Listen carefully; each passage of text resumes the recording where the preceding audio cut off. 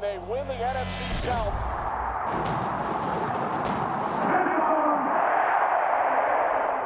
What's good, everybody? Let's talk some Tampa sports. Our Tampa Bay Buccaneers are 4-1, and they got 30% of their team missing. Oh my! This team is different, man. This team is different. I'm watching that game play out, and it's just like this feels very similar to that Falcons game in Atlanta last year, that Thursday night game. Just not being able to stop the other team on defense. The Bucs getting answers, but it always seems like we're chasing. We keep matching, but then we have to chase again. We match and then we have to chase.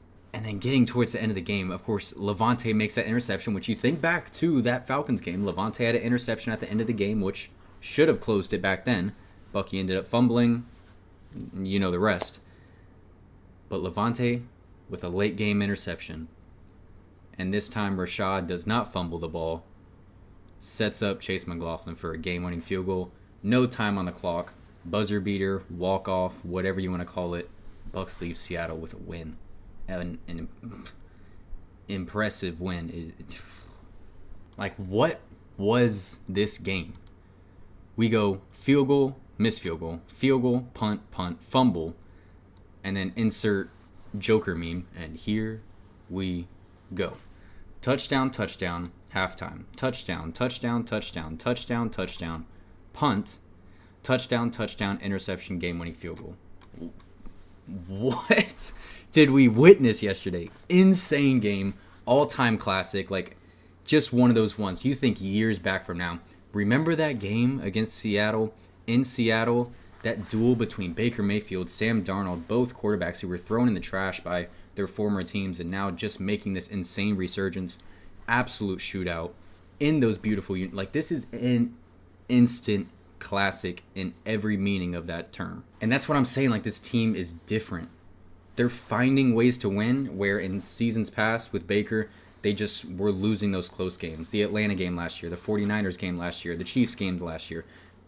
If it comes down to it, full confidence at this point, full confidence that this team is going to find a way at the end to win. And putting it all into perspective, they did this in a week where for their Wednesday practice, they only held a walkthrough because they didn't even have enough bodies to run a full practice. And this team's 4-1.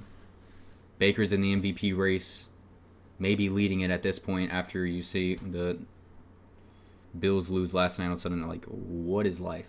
So let's actually go into this game. That first half was a lot more of what I expected this game to be. Due to all of the injuries and this, that, and the other, the Seahawks ended up being injured as well. That context matters. They were missing multiple starters on their defense. DeMarcus Lawrence, Devin Witherspoon, Julian Love, Tariq Woolen went out in the game. They were missing multiple guys on their side as well defensively. Let me get the sun out of my eyes. So I was expecting more of that game where there's, field goal, touchdown, some punts, and for 28 minutes, this defense did a very good job. It's not like they were just shutting down the Seahawks offense, just forcing 3 and outs, but they did a good job limiting the Seahawks for 28 minutes. Seahawks score before the end of the half, and then after that, just completely were unstoppable pretty much the rest of the game. But the same thing happened for the Bucs offense where, they were moving the ball, they made their field goals, but here's a punt, and the touchdown happens because they bring in Jalen Milroe for a special package. Speed option, it's a bad pitch. Kenneth Walker isn't able to get his hands on it, and Tyke Smith recovers that fumble. That leads to a touchdown. But in terms of just driving the full length of the field, the Bucs weren't able to do that in the first half either. And then everything just flips. Everything just flips on its head for one of the most insane halves of football I've ever seen in my life. I saw a lot of people complaining about Todd Bowles, this, that, and the other. What is wrong with this defense? At a certain point, it's on the players. And at a certain point, you got to give credit to the other side. Sam Darnold. Talk about Baker Mayfield's resurgence all the time. Sam Darnold just after dot, and it's not just checkdowns. His average yards per attempt was like 10.1. Like, the guy is just airing it out. Perfectly placed footballs. Multiple throws to Cooper Kupp where Jacob Parrish is all over him. It's just the perfect throw. These throws to JSN where only place he can get it is where Sam Darnold puts it, and extremely impressive. How fast he's getting the ball off, how well he moves in the pocket to evade the little pressure that the Bucs were able to put on him. You got to give credit where credit's due with Sam Darnold. That guy is balling with the Seattle Seahawks in that Kubiak offense.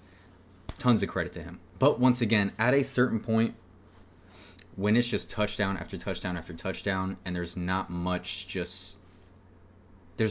stop what they're doing, it does fall on the players. People were throwing their arms up on Twitter, like screaming at Todd Bowles, as if Todd Bowles is supposed to run on the field and drag Yaya Diaby onto Sam Darnold. Like, at a certain point, beat your man. I know Todd Bowles is the easy target because he's the defensive head coach and the defense was, falling apart. But at a certain point, beat your man and get to the quarterback. And I know in the moment when you're just giving up touchdown, it's easy to forget. But this defense has been very solid throughout the first 4 weeks of the season and has kept the Bucs in all of these close games. The Texans game, the Falcons game, Jets game, they looked good as well. Even last week in Philly, they shut down the Eagles' offense in the entire second half. They held them to -1 yards in the entire second half. It's easy to forget, but this defense has been very solid so far this season. So there's a lot of, people attacking Todd Bowles. I think, look overall, big picture, Zion McCollum was the only starting quarterback out there. Benjamin Morrison out, Jamel Dean out, Jacob Parrish, that's a lot on a third-round pick, rookie's plate. He's a nickel corner, asking him to switch from nickel to outside all throughout the game, depending on what the Seahawks were showing. Kendall Vildor hasn't seen much play time this season, asking a lot of him as well. That's a tough matchup. But obviously, most impressive this game was the Bucs and that offense. Baker Mayfield, 29 of 33, 379 yards, 2 touchdowns, no interceptions. And this isn't like previous weeks where there were some balls where it was like, that could have been an interception. There was nothing like he was on point the entire game. No risky throws, just dots all over the place. 29 for 33. Once again, Sam Darnold giving him credit. 28 for 34, 340, 4 touchdowns, 1 pick. Of course, that 1 pick was Logan Hall accidentally making the biggest play of his career, deflecting the ball off his helmet, and Levante David, he didn't drop it this time. Gets that catch, sets the Bucs up for that game-winning field goal. This was the first game in NFL history, once again giving credit to both these quarterbacks, where both quarterbacks facing off against one another, 325 plus yards and an 80 plus completion percentage. That's NFL history.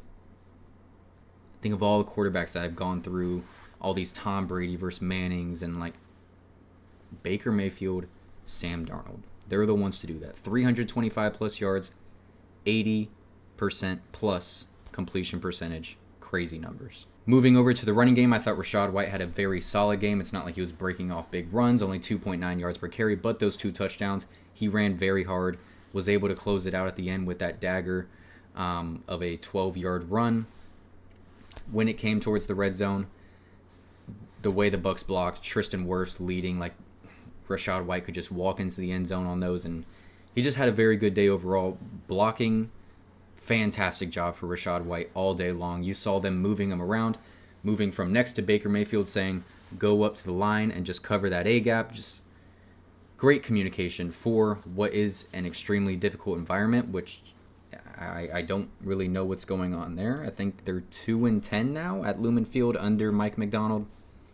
Not sure what that's all about, but while it's on my head, shout out to all of the Bucs fans, all of our West Coast fans, and all of the fans that traveled to Seattle.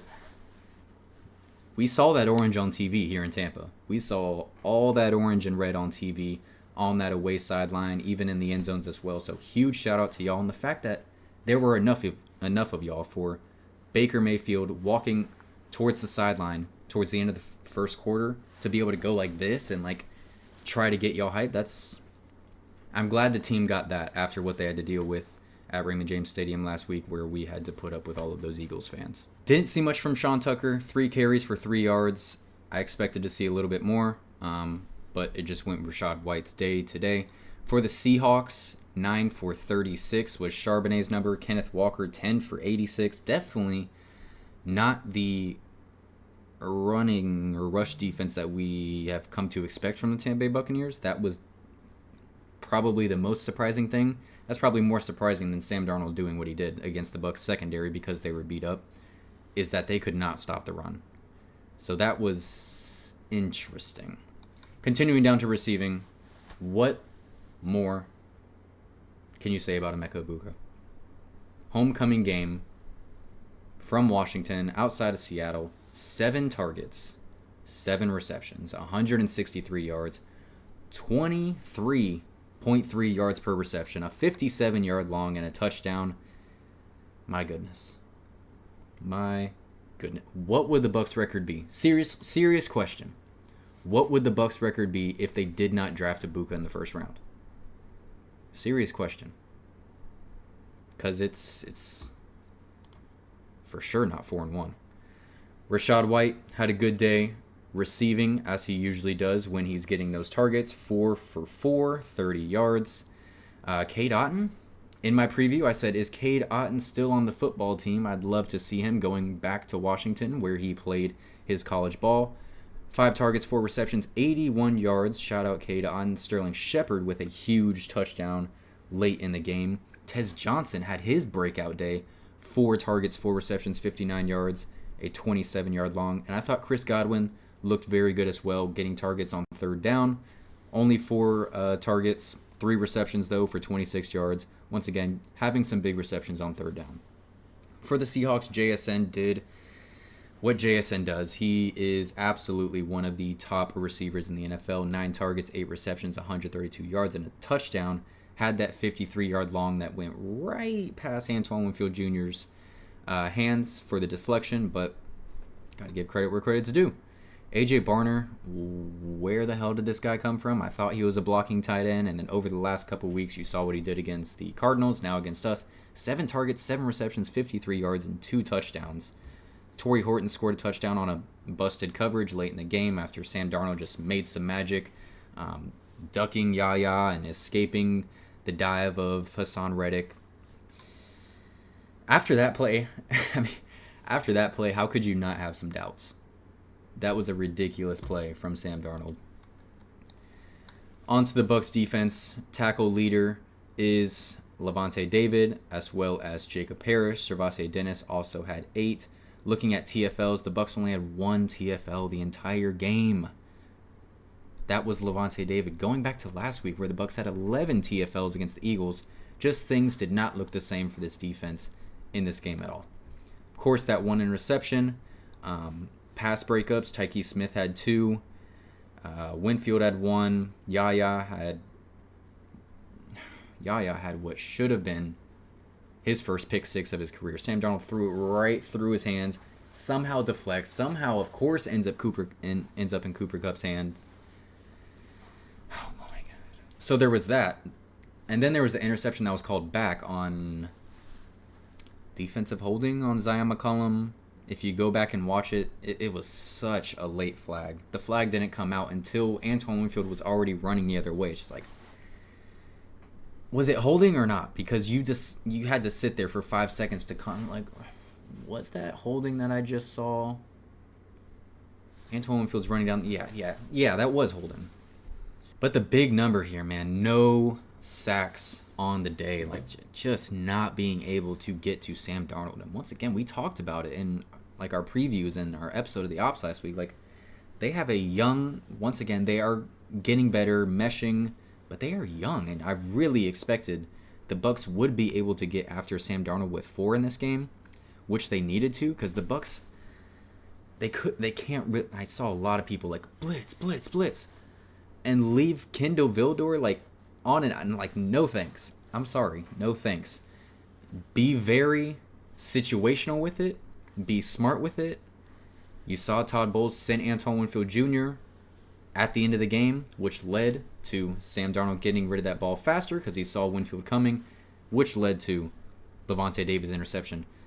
But people saying like he needed to continue blitzing like he has been the remainder of the season, I'm sorry, he just doesn't have that trust in Kendall Vildor or Jacob Parrish outside as he does with Jamel Dean and Benjamin Morrison.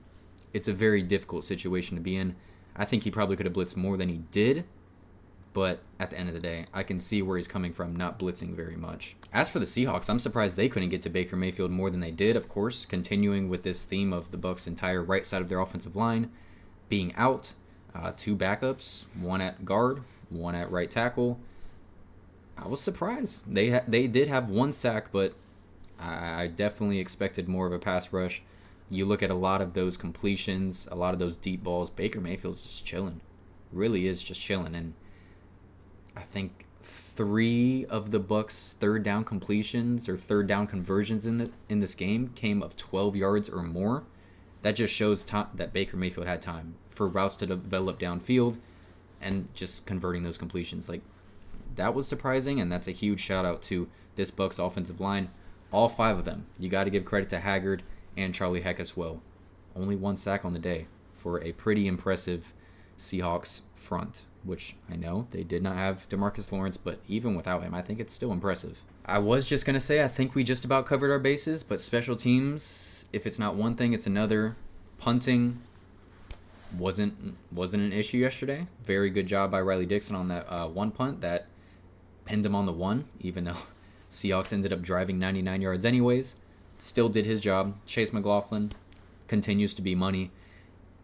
But return coverage, like, if it's not one thing, it's another. And the Seahawks continue to start from the 40 to the 50-yard line because we could not tackle the guy on kickoffs. So that was very irritating. Yeah, well, what are we going to do there? What are we going to do?